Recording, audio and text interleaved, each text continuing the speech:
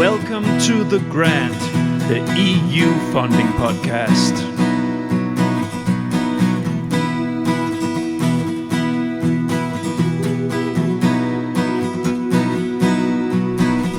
The Grant. My name is Niels Tudor Winter, and I'm the creator, editor, and host of The Grant. The Grant is an independent podcast initiative with the ambition to dig into all corners of the EU R&D funding system on topics of interest for the full EU R&D funding community. First, a small request. I have become independent and I am now building up my podcast company. Therefore, I am right now looking for proposals and projects that could be interested in attaching my podcast to the communication and dissemination activities. Go to my website, thegrant.eu, and send me a message if you want to hear more about how to work together with The Grant. And now for the episode.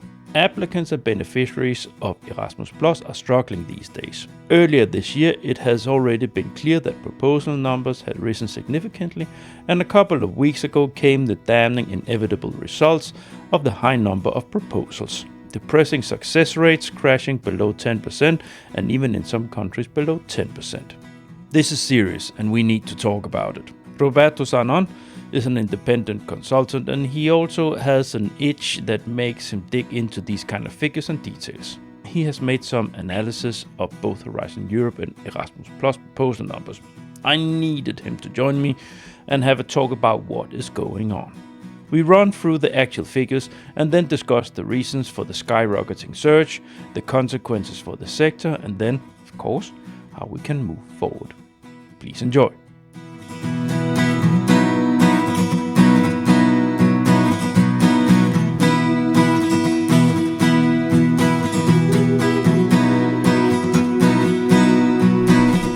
The Grant. Welcome to The Grant, the EU funding podcast. Today, we're going to have... It's one of those episodes where we look a little bit into the consequence of the funding system that we have built up here in Europe. And there are some people out there in the community that keeps an eye on these things, at least once in a while, on things like how many proposals are being submitted per call round, which can seem like a petty little thing, but it's not, because these numbers matter a lot naturally, because it relates to your chances to receive your funding. So there's a lot more in it than that, and I don't want to say anything else more now for that, because my guest is much more knowledgeable about this. So, Roberto, welcome. Hello, everyone. Nice to be here. Now, before we do anything else, can you shortly present yourself? Yep. So my name is Roberto Zanon. I'm the co-director of Solvere.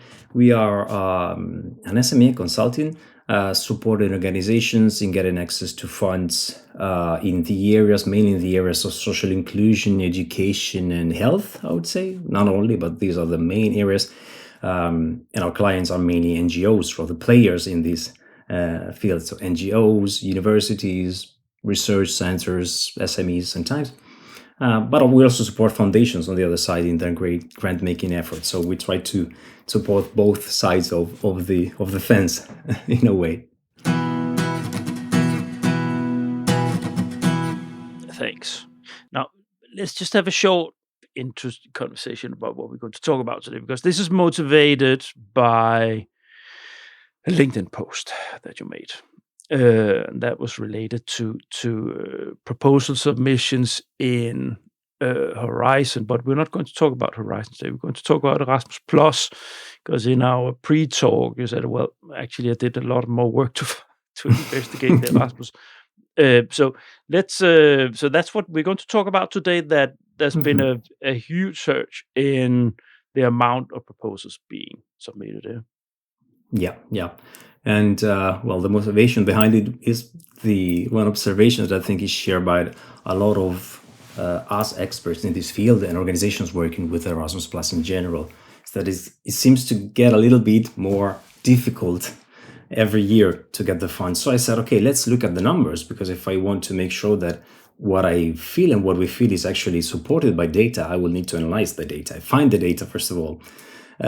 which is not necessarily easy for the Erasmus Plus, because Erasmus Plus is a little bit of a it has a hybrid management approach from the Commission. So some calls are managed at national level, so I would need to look, well, necessarily at the national agencies. Some calls are managed here in Brussels, more in a centralized way. Some fields, that Erasmus Plus has a lot of different fields. Well, it's about education, in any kind of education, formal, non-formal, and informal, but it has different fields, and every field has a different management style. So we have sport that is managed directly here by the agency, while youth, vocational education and training, higher education, school, and what am I missing? I'm missing another one. I don't remember. All the other fields are managed at national level, so I would need to go and look at the national level to find the data. But also there are different actions. So the mobility, the very famous, very popular mobility in Erasmus, so going to spend 6 months or 1 year in another country to study, for example, that's a key action 1, and that's managed at national level. The very popular cooperation partnerships instead are managed sometimes at national level, sometimes at centralized level. So the key action 2. Key action 3 are managed instead at centralized level. So Erasmus Plus, everybody says, well, it's a very simple program. No, it's very complicated in a way. So also looking for the data was not necessarily easy. We will move into the figures and numbers and trends and so on in a second, but it's basically going to be a conversation about the proposal-based funding system. And that's the square root we're talking about here. So we're going to talk about the effect of trends that has an effect on when people have to submit, it's competitive proposal, and what it does in reality when to the community out there that wants to access the funding.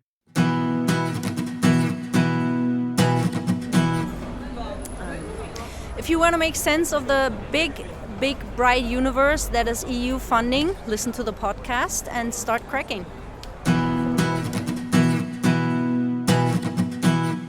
So the first block we have here, you already started moving yourself into this, so the numbers and the trends. So because that's what your investigative LinkedIn post was based on. Can you unfold it for us a little bit? Yeah. So once I was able to find these numbers either on the Funding and Tenders portal or on national level in their website, different languages also, that was a little bit difficult. The data somehow confirmed what we expected. So the success rates, both for the calls at national level and for the calls that are centralized here in Brussels, especially in the last 2-3 years, so there's always been a trend, of course, decrease in the success rate, but the last 2-3 years have been really dramatic, if I can use this word. I mean, it's really been dramatic. So to share with you some data, I will need to read them out loud because my memory is not that good, but here they are. So starting with national level, some agencies, for example, the Finnish agency EDUFI, the National Agency for Higher Education, had a success rate in the field of higher education of 13.3% in 2024. And that may seem a lot, but it's not a lot if we look at the trend. So to have a look at the trend, I will take the example of the agency based in the Netherlands. For example, for the Erasmus Plus virtual exchange, in 3 years, the success rate has moved from 31.7% to 14%, which is, well, one could say 14% is not a bad number, but it was 31.7 3 years before. So the trend is really, it tells us something. And same for the same agency. When you talk about, in general, VT, the success rate is more or less a third of 2022. There are, and these are not even the worst agencies in terms of success rate. The national agency, the Italian national agency, which is very competitive. For example, in the field of youth, in the last round of 2024, you had 11.6% of success rates in the cooperation partnership, which is a number that starts to be a little bit concerning. Portugal, from 30% in 2023 to 11.5% in 2024. And we're talking about cooperation partnerships still. So key action 2 in a way. Slovakia is now 13.5% in 2024. Greece from 16% in 2023 to 7.5%. So more than half, in 1 year in 2020, between 2023 and 2024. So you see, in general, numbers are dropping at national level, but I needed also to have some data at centralized level, right? Because I wanted to understand also. Yeah. So those data can be found on the funder and tenders portal, though they are not properly, you really need to look for them, because you don't find a single place where you would have just numbers per year. You would need to go under each call for each year and understand the ratio between the project submitted, the project funded, the overall budget, etc. But a very interesting call that is very appealing to a lot of organizations working in the field of vocational education and training, because the project can be quite large, up to 4 million euros. So it's the largest Erasmus Plus possible. The statistics here moved from 18.5 success rate in 2022 to about, this is still a projection because we don't have the data for 2025, but this is a projection that I'm sure is going to be confirmed, 5.5%. So 18.5 3 years ago, 5.5 this year. So the trend is very clear, both at national level and at centralized level. In a way, it will seem weird. It was a relief because I realized that data was confirming at least what we thought. So we were not going crazy. There were some data confirming that. At the same time, it's not a good sign, of course. No, but the thing is, it's the eternal paradox for any funding system is you want it to be popular, but if it gets too popular, then it's not popular anymore, because if it's too difficult to obtain the funding, then it's not, like the interest will sieve away. So you don't want success rates of 5% or 2%, or that you also have some places in Horizon Europe, because it just breaks people confidence in anything. Why should I make a proposal for 3 months if my return on investment, so to say, is at that very, very low rate? As any businessman would say, never ever, So okay, so these are the figures and the trend. Do you have anything you want to put on that? So one thing is that, of course, it's a Erasmus Plus is a popular funding scheme. Yeah. It has always been popular, no? It's very popular. It's always been very popular. I think that even for people that never worked on any kind of EU program, Horizon Europe and Erasmus Plus, everybody knows them a little bit. Everybody, at least, have heard of them. And when it comes to Erasmus Plus, I'm sure that either, at least one of your family members or friend has spent 1 year doing the Erasmus exchange in another country. So it's been so popular among students across Europe that everybody said once, I would like to go on Erasmus abroad. Yeah. Some of us did. I did, and unfortunately, I'm too old for that now. But no, I'm not actually, but who knows? But it's very popular, yes. But this is also somehow what you were mentioning before, right? It's been very popular. It is still very popular. And the trend till a few years ago was to try to invite organizations to apply, as we were mentioning before, right? So there are still the Erasmus Plus ambassadors that are supposed to promote the program and make it more visible, accessible in a way, because they're sharing information on how the program works and so on.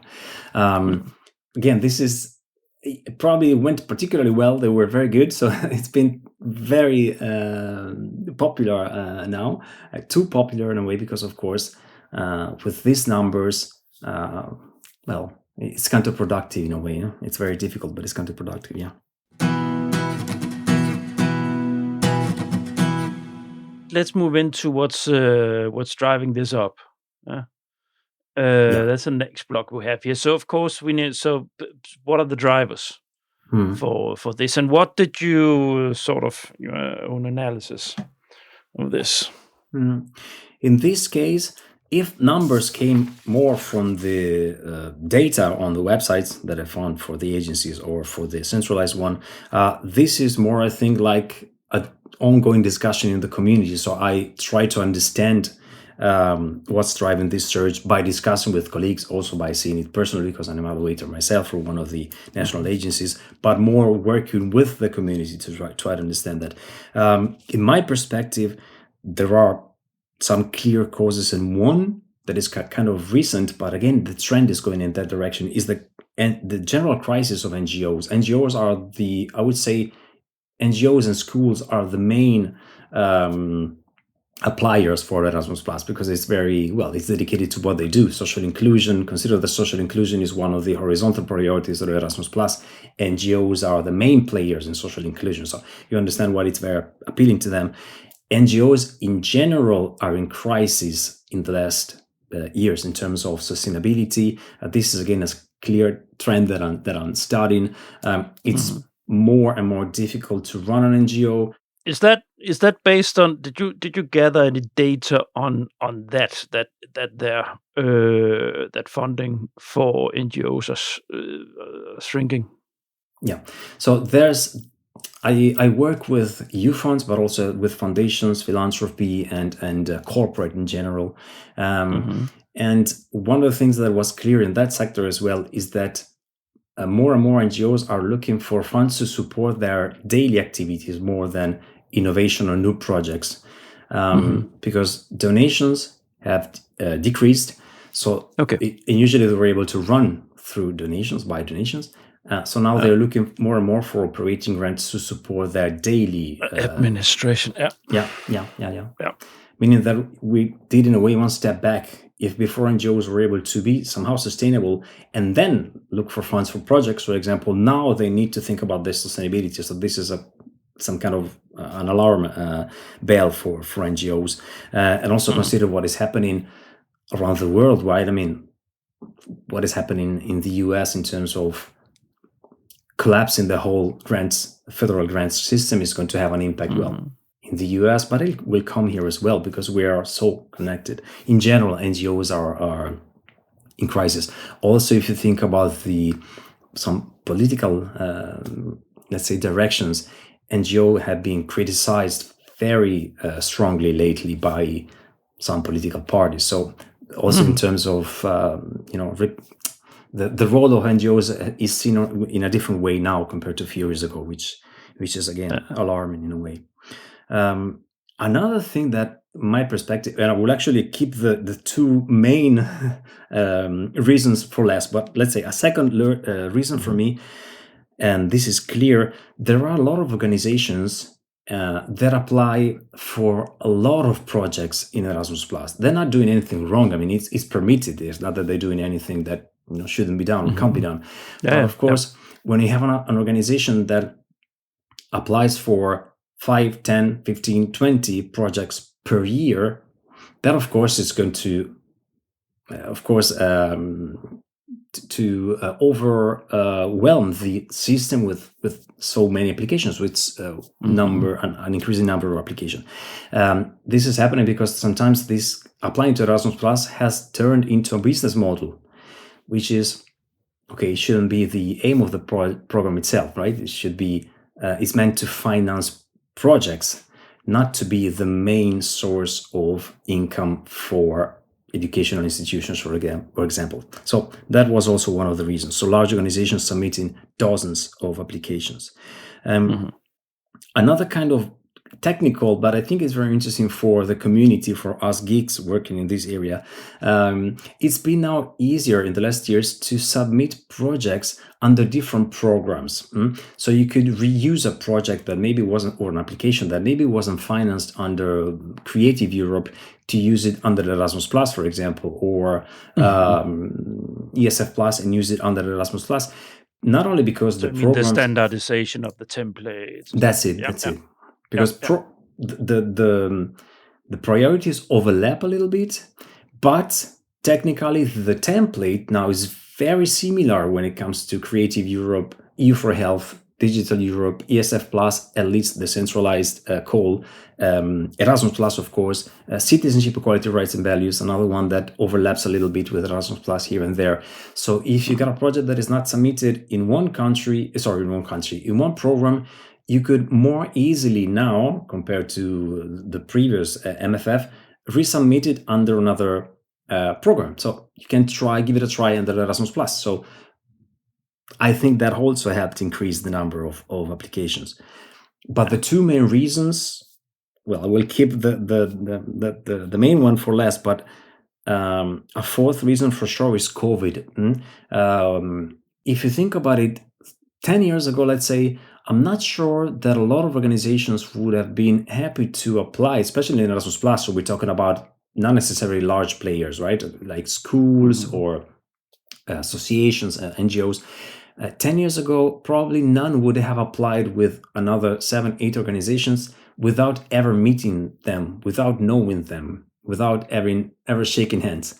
Now, so that also reduced a little bit the possibilities, of course, because you wanted to have already somehow good connections or meet people in person before deciding to go for an application. COVID made that impossible for a couple of years, and now we just switched we just meet online once, twice, and we are okay. Mm-hmm. We're in a partnership, we're in a consortium. We never met before, but that's okay for us. You can see how that can unlock the potential for more and more consortia to be built between strangers, let's say, right? So for sure, COVID has had a huge impact there.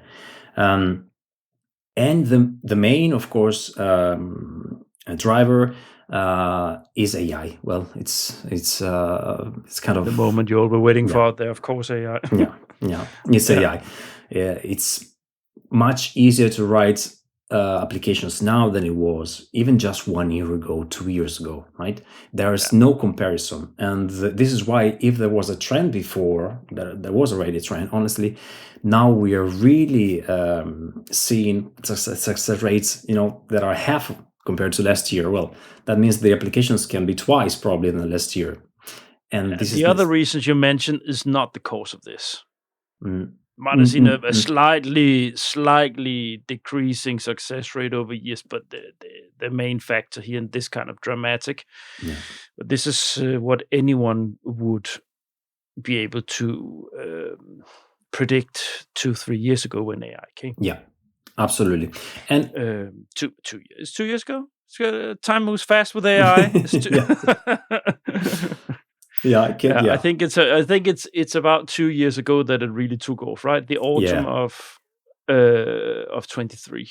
I guess so. The shift of 23-24, then it sort of escalated very quickly. And I'm not against it, to be clear. I'm not against it. I understand it's a tool. So we must learn to use it. And it's good that everybody has access to them. Well,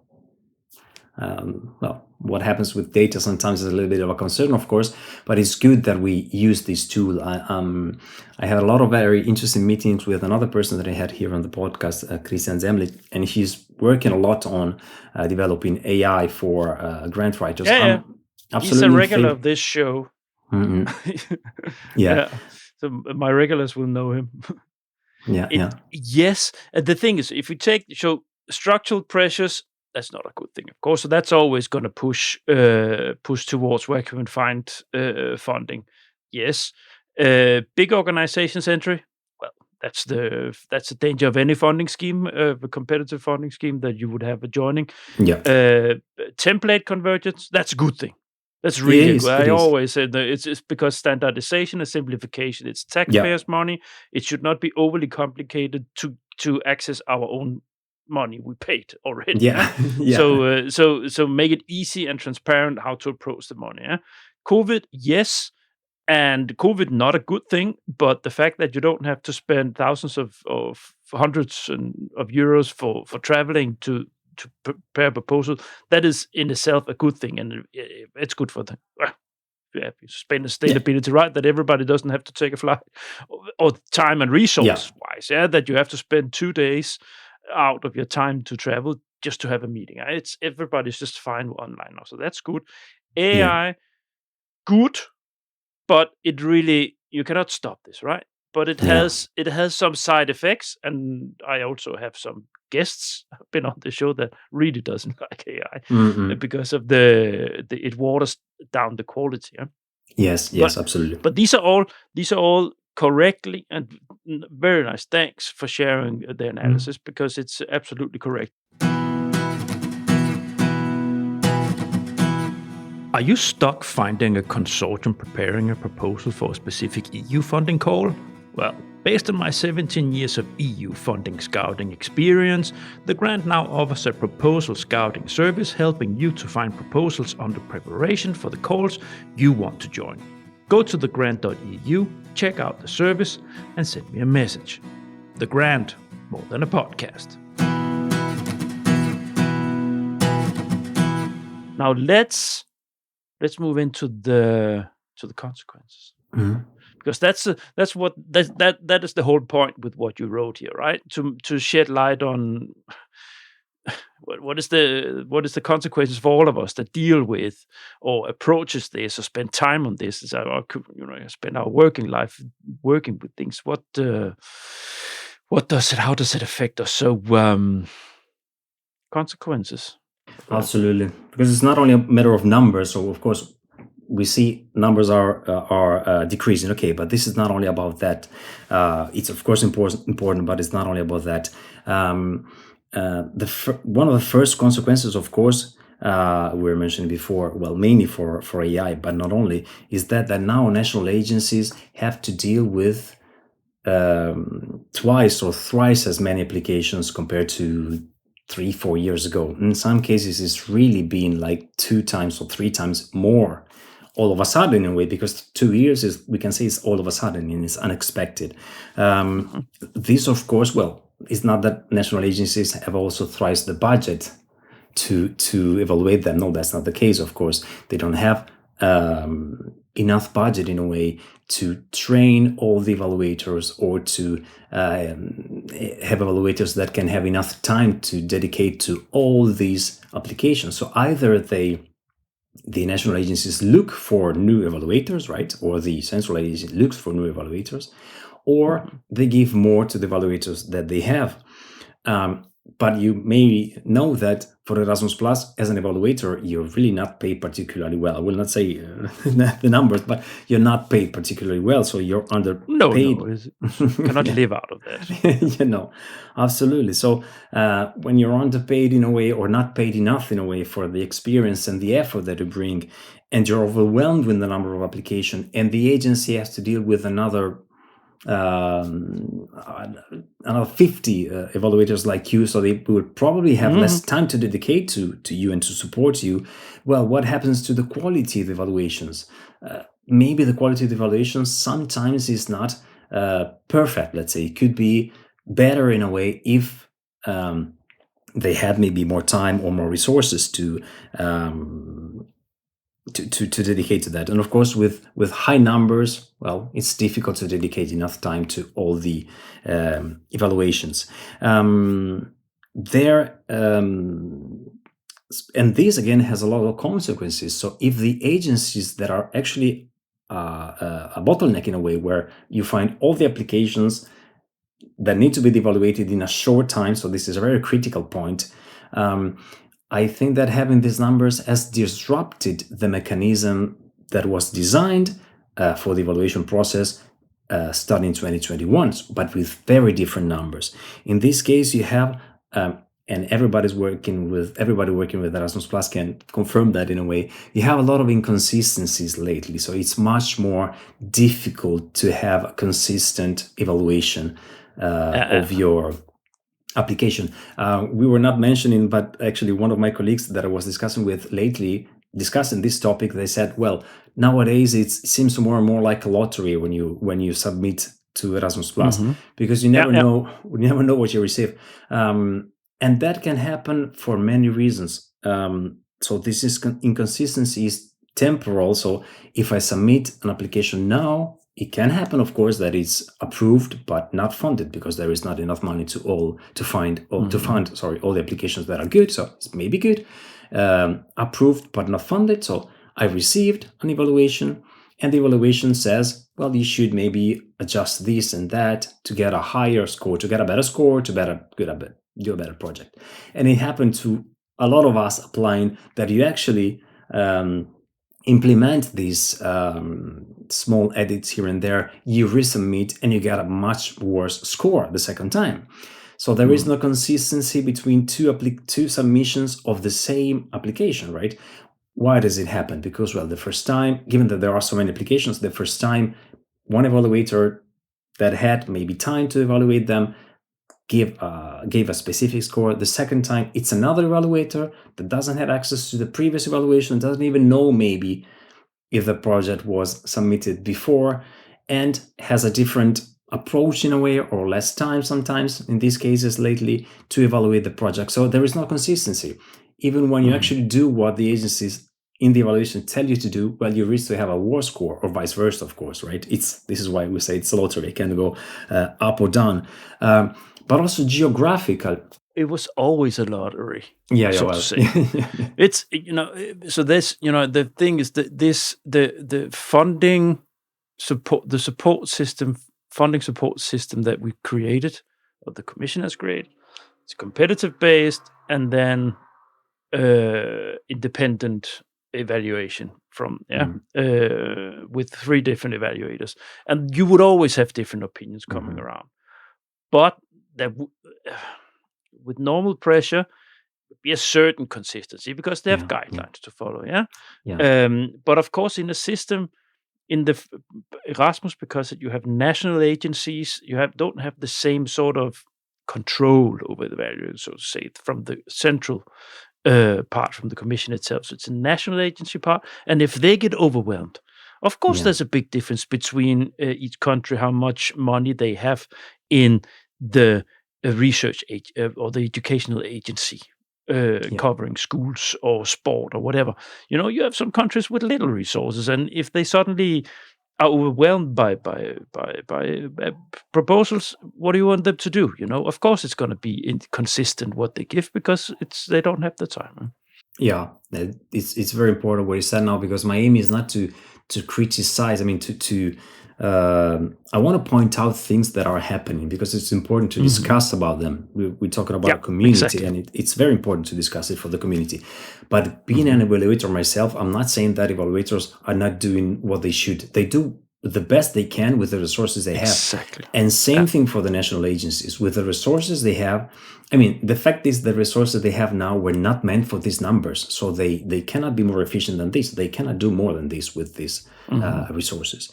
But what you were mentioning also is very true, and is the second level, is, let's say, of inconsistency that everybody can find. So it's a geographical inconsistency. So you have, in a way, you always had different chances of being funded in one country if you apply in one country instead of applying in another, because we have all national agencies have different budgets. Larger national agencies have larger budgets, smaller have smaller budgets, etc.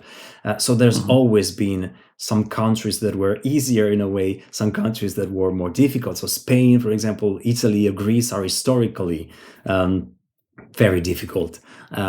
Whether instead you would look for Luxembourg or Liechtenstein. Liechtenstein, surprisingly, they have a national agency.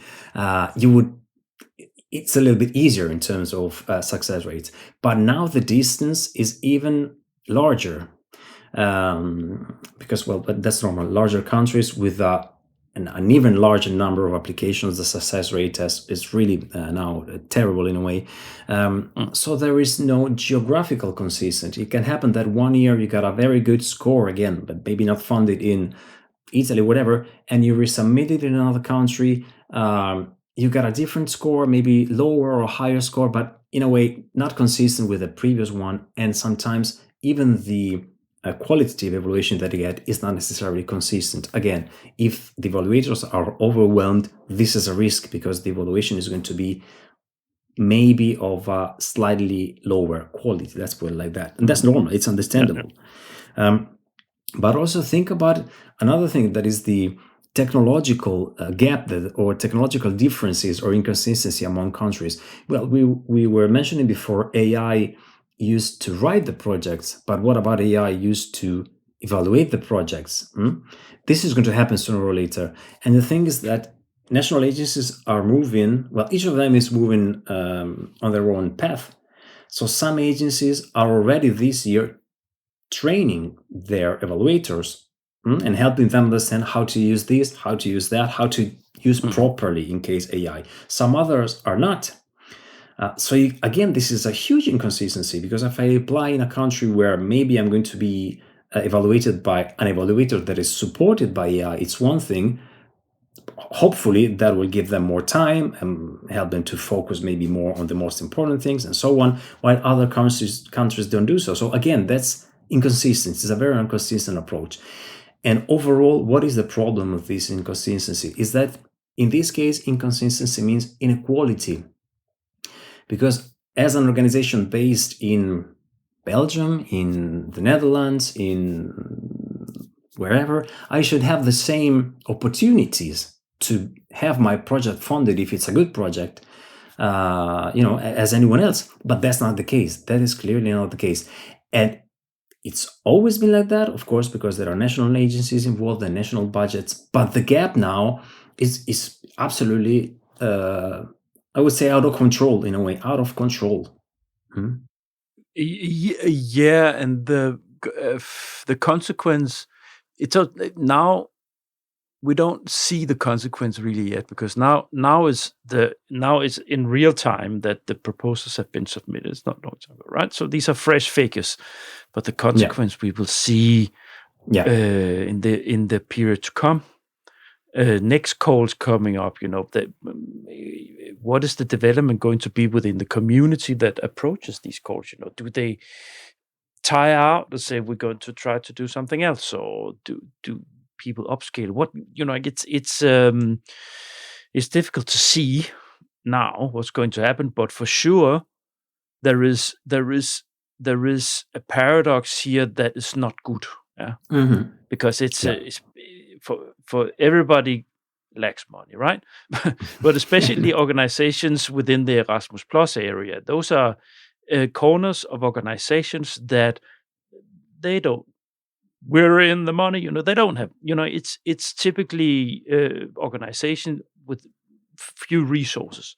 And if they have to struggle even more on the European side, then the Commission has to rethink this system. Absolutely, yes. Then there need to be some action, because if they get so many proposals in, that I'm not only talking about Erasmus. If we look at the whole system, if they themselves will see, okay, list of evaluators, it's not growing, but we have twice or triple the amount of proposals that needs to be evaluated. But that's not consistent. Yeah, absolutely. That's breaking the back of the system. So we already started to move into the next block, right? Yeah. So how? Because now it's a lot of bad things. It's a lot of, so far, there's a lot. It's very pessimistic. It's very gloomy. Yeah. Because of course the Commission has there will be a way forward.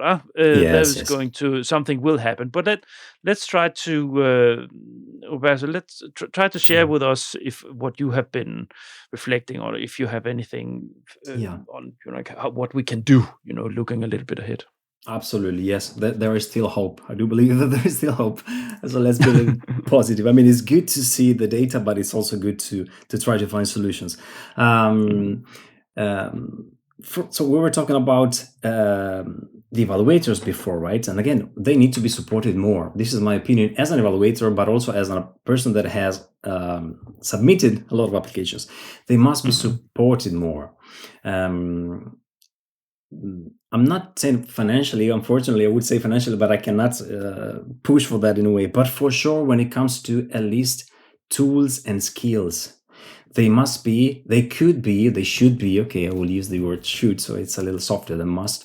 They should be trained. This is my belief, by the agencies, because of course, a lot of evaluators are very good experts in their field. So we have a lot of teachers, for example, which are great when you talk about education, right?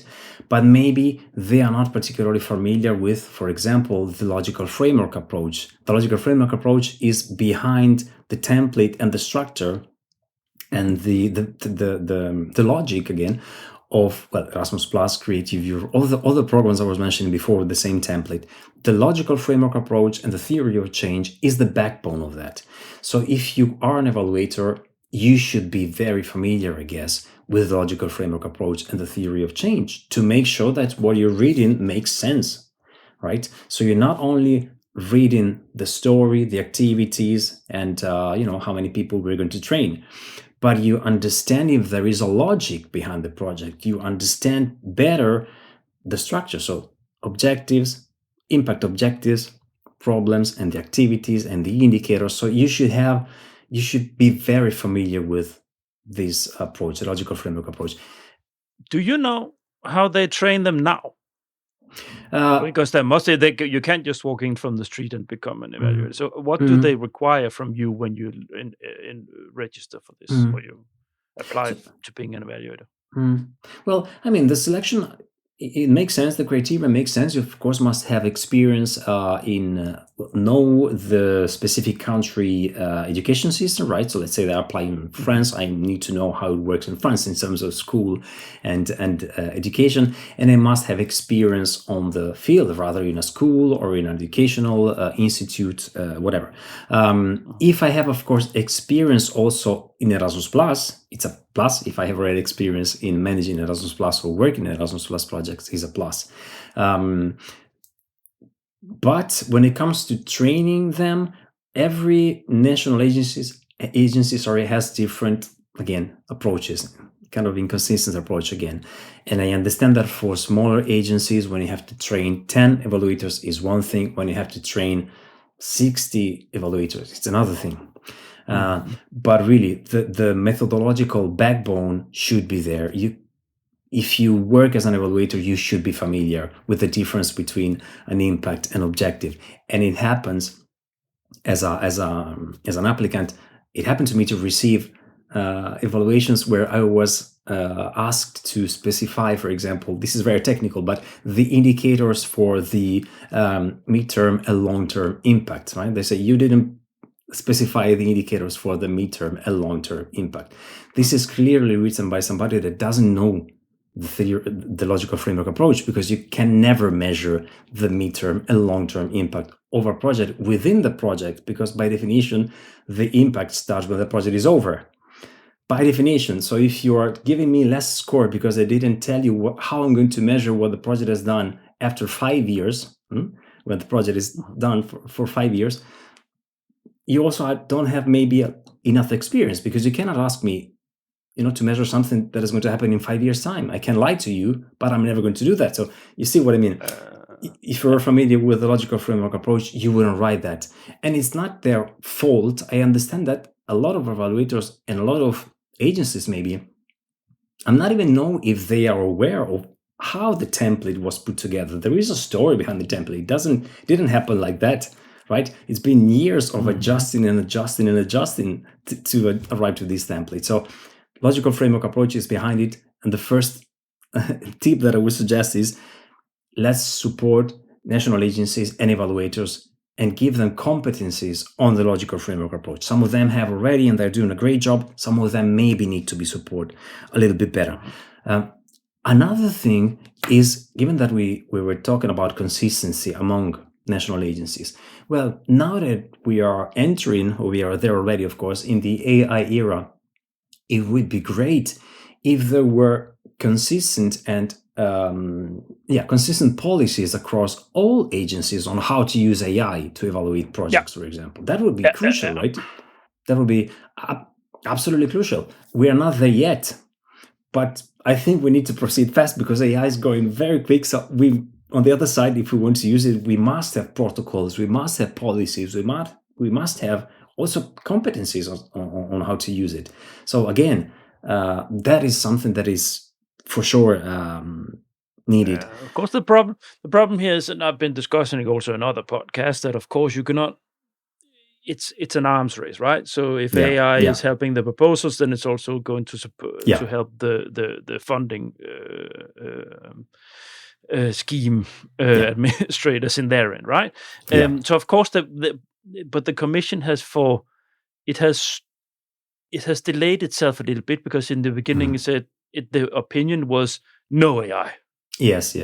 While the users on the other side, of course, were using AI, yeah, developing their capacities and so on, how to use AI for proposal writing, while the commission said no AI, no AI. But now they have realized that you cannot stop. It's like holding back a wave with your arm, a big wave at the sea with your arms, right?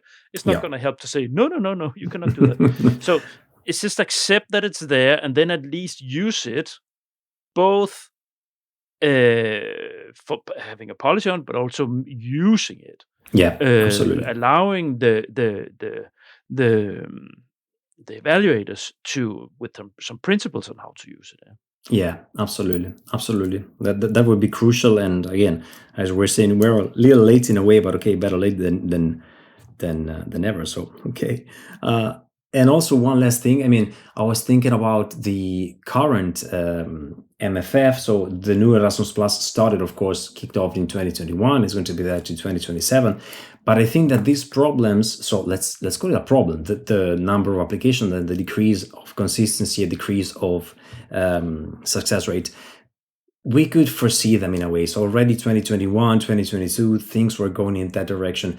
And I think that for sure, the Commission launched a lot of consultations, right? I believe that they haven't been effective, clearly, because the message from the community was already, look, things are going south. There is something wrong. Wrong. At least it's getting too difficult for the organizations we work with to get access to Erasmus Plus funds, even though this multi-annual financial framework was designed to be the most accessible with the small-scale partnership, for example. They were designed exactly to have more access, right? But they started to be very, very competitive since the beginning. So I think that messages were clearly sent already, but the structure is inflexible. This is one of the things that is a little bit of a problem. It's inflexible because they adjusted a little bit, I think, in 2023, giving a cap to the number of applications that can be submitted in all fields by an organization except for higher education. But this is the only substantial change in terms of trying to control the number of applications. And this is not enough. It must be more flexible. And I like consultations. We always reply to consultations. But maybe there could be more effective ways to collect the input of stakeholders, experts. Focus groups are a very old-fashioned thing, but I believe a lot in focus group. I prefer a lot focus group rather than consultations, written consultations. I understand if the Commission shy away from having focus groups on the EU level.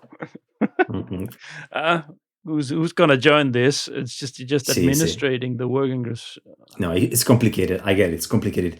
But still, it would be great if, given the path at things, the speed at which the things are changing at the moment, we cannot wait 7 years to change something that we see is not particularly working well. We cannot wait every 7 years. We need to have a more flexible approach in programs and be able to adjust things on the way if needed. Especially with Erasmus Plus. One of the good things about Erasmus Plus, and also actually one of the reasons why we have more applications, we didn't think about it, but you have practically the same calls every year, right? Multi-annual work program, yeah. So this is also one of the reasons why you can apply once, twice, thrice if it doesn't get the funds, because the call is going to be very similar next year. But yeah. So yes, more flexible program overall, able to change, not every 7 years. Otherwise, it's not realistic anymore. It's not. Times are different now. Anything else? There could be other approaches, but this is just wild guesses in a way, because I see the direction, what is happening in other environments. In some cases, organizations are moving more and more towards calls on invitation, right? To avoid to have too many applications. So maybe, I'm not sure for Erasmus Plus, but in general for EU programs, maybe also for the Erasmus Plus, maybe for the larger calls, to have maybe close calls in a way, or to introduce the 2 steps, at least for the largest application. So you would at least ask people to work on a shorter version of the application, or simpler version of the application for the first one, and then go to the second stage only if the project is promising. So to try to reduce the burden on both sides. There could be, honestly, a lot of potential solutions. Let's discuss them with the agency. I would really love to discuss it with the agency and with the commission. I think a lot of us would be very happy to discuss and to share. Probably in connection with FP, with the multi-financial framework, like the next round, those discussions are already going on somewhere. Yes. There are already some drafts here and there. We're not complete drafts, I'll say. But there are, at least for this level, at least for now, at least that I'm aware of, more on the priorities, on the overall budget, it's like more on a helicopter view, right, for the moment. But it's not at the level of how are they going to be managed, how are they going to be evaluated. We're not at the stage yet, that I know of at least. But this would be the right moment to discuss them, you're right. No. The problem, the thing is, if people start to perceive this funding system as unfair, that's poison. Yeah. If the perception is that it's arbitrary or inconsistent, that you doesn't matter how good your application is, no matter what this is poison for such a system. Yeah. Because you want, this is, if we're cutting to the core of what this is all about, we give money to improve systems. We hand out taxpayers' money to become better in anything, socioeconomic areas, to become better, to improve, to become a better society. But if you have the funding system, if the users, stakeholders, are perceiving it as the opposite of fair, or that it's worth the while to do the application, then the system has lost relevance. Absolutely, yes. So there needs to be this. That's definitely and the commission, they know this. Yeah. They know this, because you cannot have a system where people think like this of the funding system that you are providing. Then we have to use the taxpayers' money in another way. We cannot do this. Yeah. The paradox is, it's a systemic problem. So it's not about the people that are working, the people that apply, the people that do the evaluations, the people that manage the national agencies or the centralized agencies. It's not about them. I believe that overall, as applicants, the quality of applications is much better now than years ago. I can assure you that we are doing a better job on this side. Also, on the side of the evaluations, they are doing all they can, and the agencies are doing all they can. But the system was not prepared for that. So this is, again, it's a systemic problem. It's not a people's problem. It's not a matter of changing the persons. It's about supporting them more. And you're right. And also, what you were saying before, being Erasmus Plus so popular in a way and so famous, we can say that, right? I think that having a more fair Erasmus Plus would also help a little bit the EU to have I wouldn't say rejuvenated image, but in general, in terms of branding, Erasmus Plus is very good for the Commission and for the EU, because it's very popular, it's very on the field, right? So if it doesn't work, well, that's also collateral damage in a way. You know what I think? I think that the numbers we see now, that is the real number.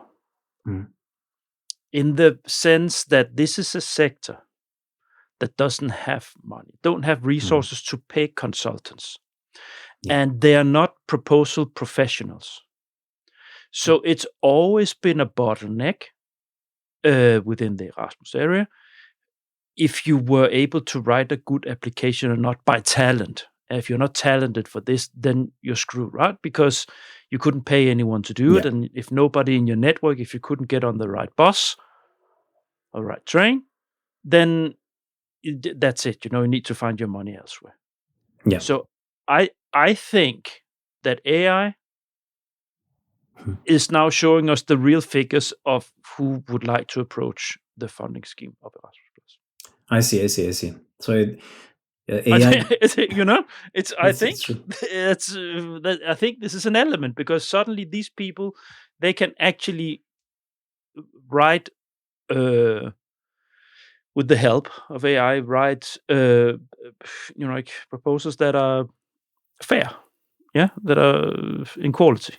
Yeah, it's actually a very good insight. So in a way, AI has been a mean to support organizations that otherwise wouldn't apply to apply, because now they can write, they can put together an application. But at the same time, of course, is one of the causes for the decline of the success rate. So it's again, there are two sides of everything. Yeah.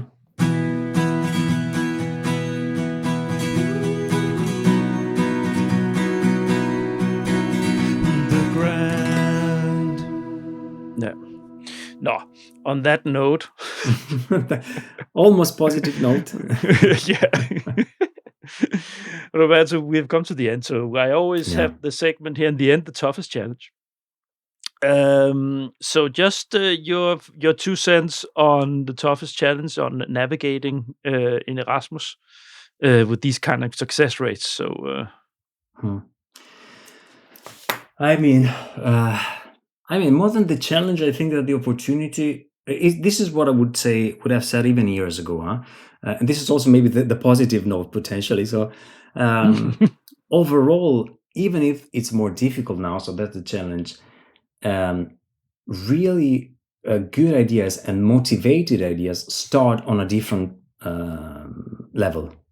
I've been working on the field before, working on European funds. I've been working for 11 years as a social worker in social inclusion in Italy with homeless people, Roma people, migrants, etc. And I could see it then, and I can see it and say it now.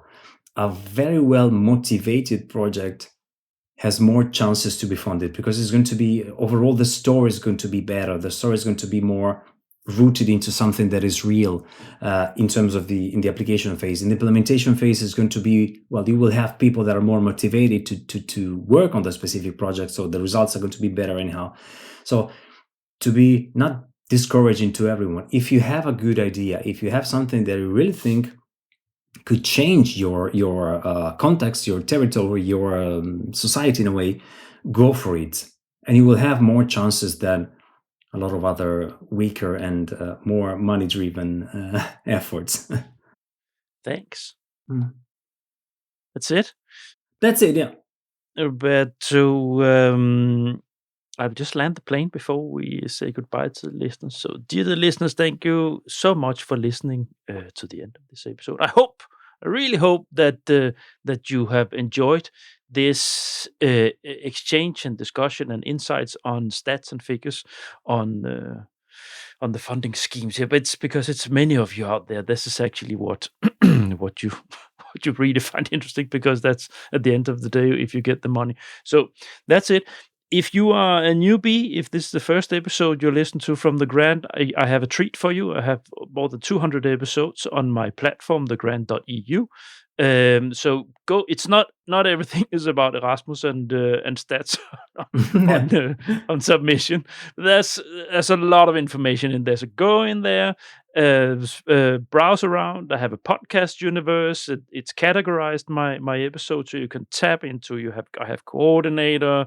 I have university area, the campus area about the research area. I have go in, check it out, and when you're there and say, "Wow, this is fantastic! I want to support this guy." Go to the bottom of each side and you'll find an online form where you can subscribe to my email list. And that's the humble way to support a humble independent podcaster as myself. Finally, connect with me on LinkedIn. That's where the fun happens. That's where the flow is.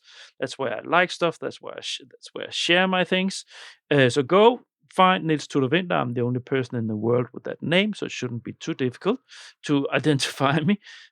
Go there, hook up with me, and also go and like the Grand page. Of course, the podcast has its own page. Go in there. So I share everything I can, and I comment and re-comment to people's comments in there as much as I can. It's also where I find my guests, and this is how Roberto here came into the show, because he made a post and I commented on it. So yeah. I confirm that there are a lot of good resources, yes, on the grant.eu, and in general, a lot of the. I'm happy to be here as a person interviewed in a way, because I've listened to not all of them, but the majority, I would say, of your there are too many, but of your previous podcasts. So thanks, Niels, for having me here, and thanks everyone for listening. It's been a pleasure to share.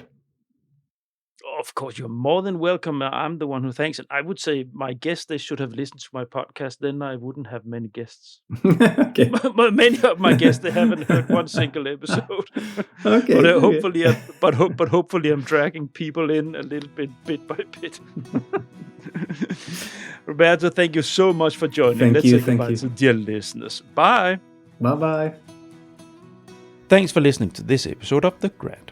All the Grant episodes have their own site on the Grant website. You'll find the link to the episode site where you listen to your podcast. On the site for this episode, you'll find a link to Roberto's personal LinkedIn site and a link to his company website. Further, there's a link to my Erasmus Plus category site where you find more episodes on Erasmus Plus. Next week, it is Shorts Week. Well, actually, I will have Shorts Week all Christmas. The next 3 weeks, Anna-Maria Spignagel and I invite you into our idea development workshop. We recorded a mini-series of 3 short 30-minute episodes where we do an actual idea development process. The first one next week, we will analyze a code text together. The next one after that, we will go through the model that Anna used and the concept she's using when she's developing the idea. And the final one, we will actually try to develop an idea for a specific code text. Absolutely fantastic. We will look forward to that.